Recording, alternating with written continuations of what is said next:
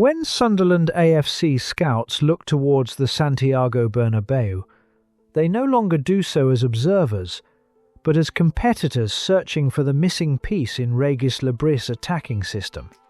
The latest reports from The Athletic suggest that Real Madrid are willing to consider offers for Gonzalo Garcia, a 22-year-old forward valued at around €30 million.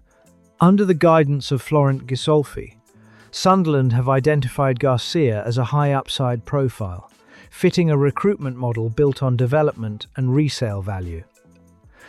While Madrid have made it clear that Endrick is untouchable, Garcia's availability opens a rare door.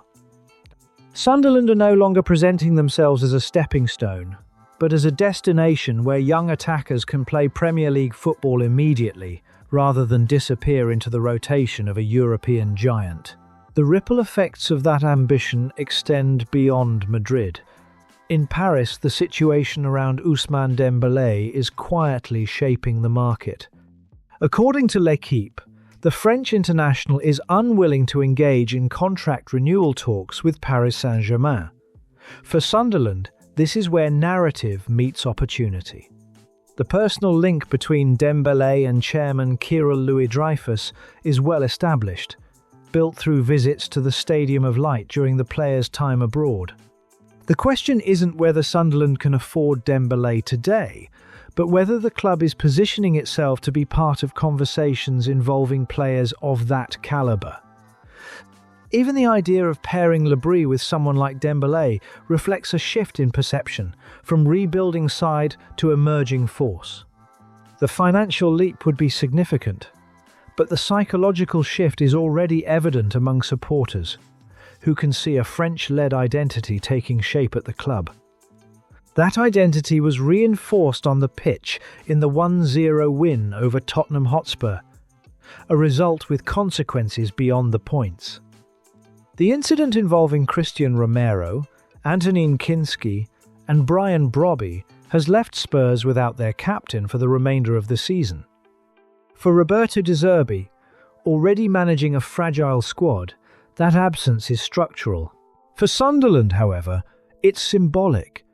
The intensity and physical edge shown at the Stadium of Light are no longer just stylistic traits, they are weapons capable of disrupting elite opposition.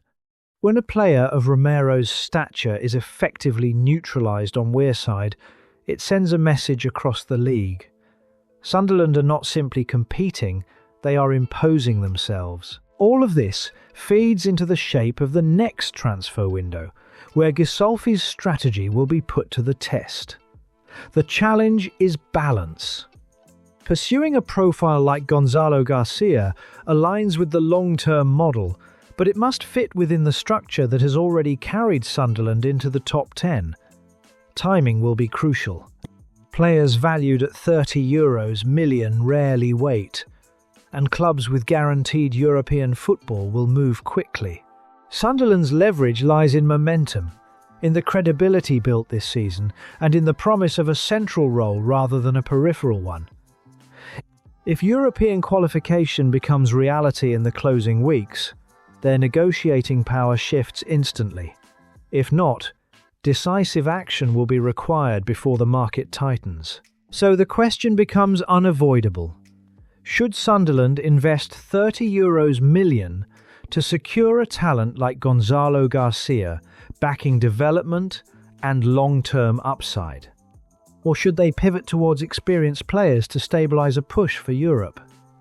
And when it comes to Ousmane Dembélé, is the connection with Kyril Louis-Dreyfus the foundation of something genuinely possible, or simply a narrative supporters want to believe in?